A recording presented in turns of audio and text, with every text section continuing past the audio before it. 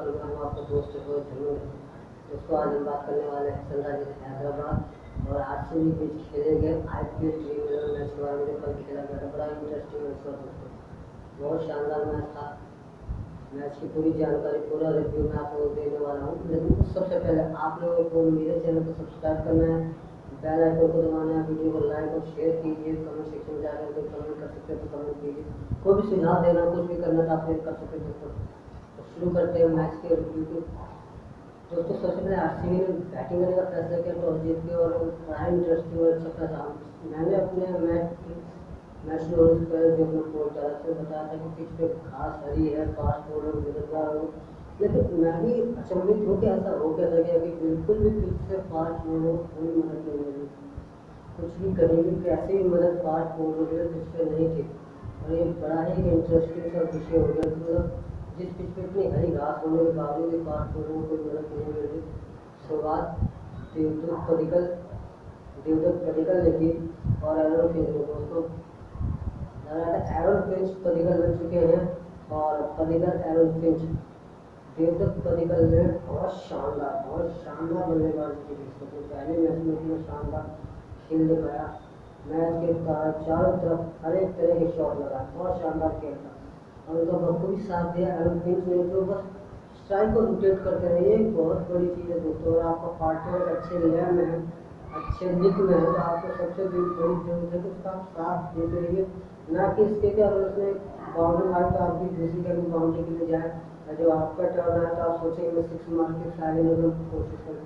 ऐसा नहीं होना चाहिए। बिल्कुल उसका साथ, नया प्लेयर था, फर्स्ट मैच खेल रहा था, फिंच ने उसको बहुत बखूबी साथ दिया दोस्तों। और इतना अच्छी बैटिंग करवाई फिंच ने, उन्हें समझाते रहे हर तरीके से।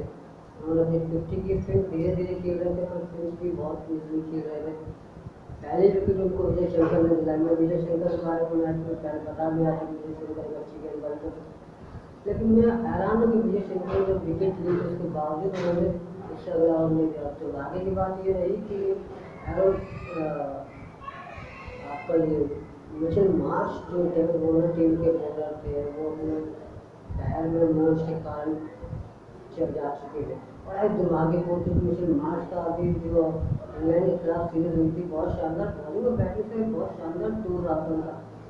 तो मैं उम्मीद करता हूँ कि कोई खास बड़ी इंजरी ना हो मिचेल मार्श की। आईपीएल में 2 इंजरी हो चुकी है, रविचंद्र अश्विन के कंधे में चोट आ चुकी है और दूसरे पर मिचेल मार्श को चोट लगी है। ये दोनों ही चीज़ें ऐसी हो रही हैं जो मतलब इंटरनेशनल क्रिकेट के लिए बढ़िया नहीं है। दोनों ही अपने देश के बहुत अच्छे बल्लेबाज हैं, उनमें बहुत और बॉलर बहुत उम्दा है। तो दोनों की एक अलग पहचान है, लेकिन दोनों से इंजर्ड है और अपने फ्रेंचाइजीज को बहुत बड़ी तकलीफ में डाल रहे हैं, क्योंकि दोनों ही अपने फ्रेंचाइजीज के लिए बहुत बड़े प्लेयर हैं।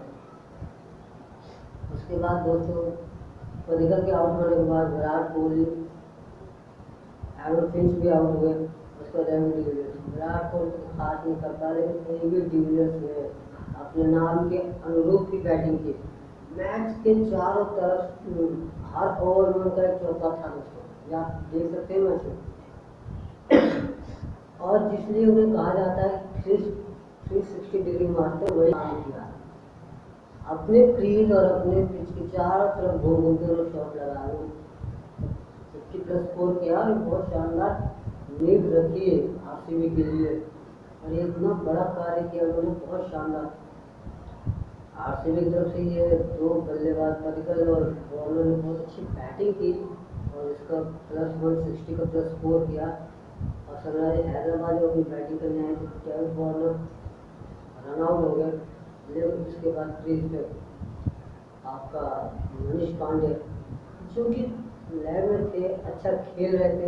और बैट्समैन में तो जैसा कि उनकी पारियाँ इंटरनेशनल मैचेस में होती हैं वैसे ही उन्होंने खेलने की कोशिश की और बहुत अच्छी पारी खेली उन्होंने। 80+ का स्कोर भी किया उन्होंने दोस्तों।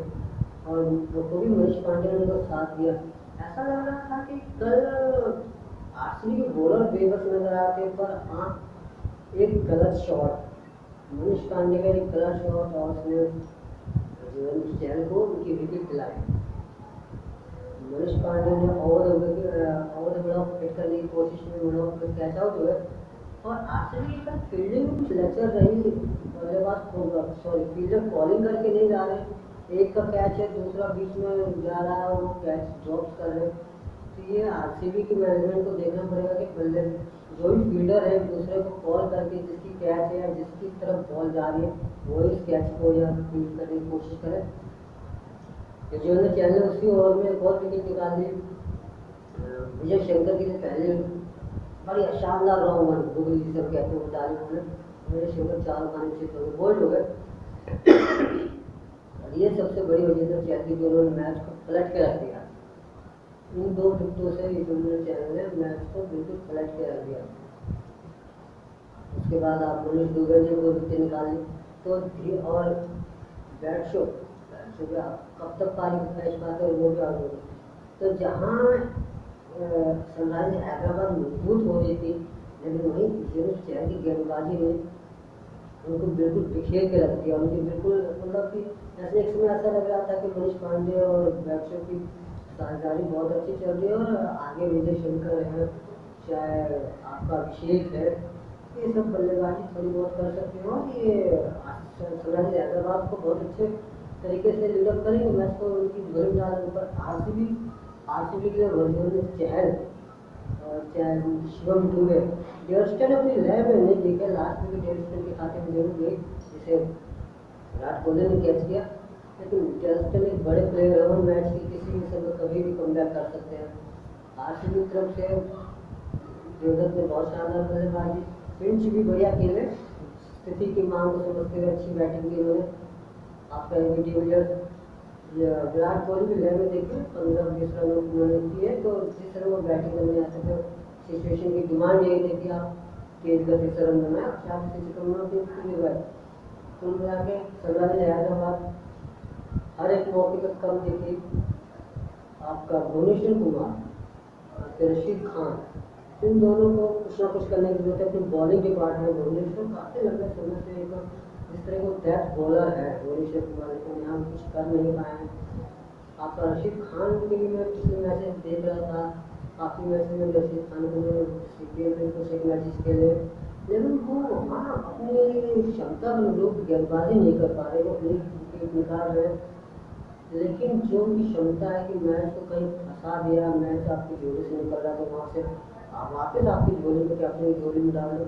ये उनकी काबिलियत है लेकिन वो उस पर अभी तक कहीं ना कहीं कुछ मिस कर रहे हैं या तो वो एग्रेसिवनेस ज़्यादा दिखा रहे हैं। कुछ करने की जरूरत है। इधर आरसीबी को उमेश यादव को ऊपर सोचना है कि वो इतने महंगे साल पर पहला ही मैच है। इससे पहले उमेश यादव टेस्ट मैच में जब हुआ था तो बहुत शानदार गेंदबाजी कर रहे थे वनडे मैचेस में। तो उमेश यादव का पहला ही मैच है। आगे आने वाले दिनों में अपने आपको अच्छे लाइफ में ला सकते हैं। आरसीबी अपने पहले मैच को जीत के अंक तालिका में टॉप पायदान पे है और उम्मीद यही करते हैं कि आरसीबी इस बार अपनी अंक तालिका और इस आईपीएल के लिए भी कुछ खास करे क्योंकि बहुत से लोगों को आरसीबी की विनिंग का इंतजार रहता है। बहुत से लोग विराट कोहली के बहुत बड़े फैन हैं। बहुत से लोग ये चाहते हैं कि इस बार आईपीएल ड्रीम 11 आईपीएल आरसीबी जीते। तो आरसीबी के अंदर की खास बातें खास चीज़ें मैं आप लोगों तक पहुँचाता रहूँ। आरसीबी को इसमें सिर्फ अपने लय पे करने थोड़ा बहुत विराट कोहली का अपने एग्रेशन कम करने की जरूरत है। मैच में एग्रेशन से ज़्यादा आपकी सोच आपकी बुद्धिमानी चलती है वो आपको करना पड़ेगा। जैसे मैं देवदत्त और आपके डिविलियर्स ने अच्छी पारी खेली मिडिल ओवर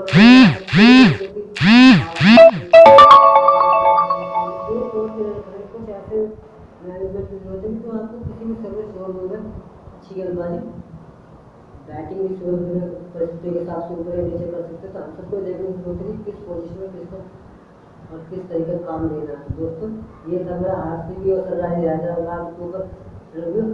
आगे आने वाले मैच में मैं अपनी ऐसी रिव्यू आप लोगों तक पहुँचाता रहूँगा। जब तक के लिए धन्यवाद। और हाँ दोस्तों मेरे चैनल को सब्सक्राइब करना ना भूलें बेल आइकन को दबाइए जिसमें कोई वीडियो सबसे पहले आप लोगों तक पहुँचे। वीडियो को लाइक और शेयर कीजिए। कमेंट सेक्शन में कमेंट करना कमेंट कर सकते हैं। इंस्टाग्राम ट्विटर या फेसबुक में जाके मुझे कोई सुझाव संदेश देना चाहते हैं दे सकते हैं।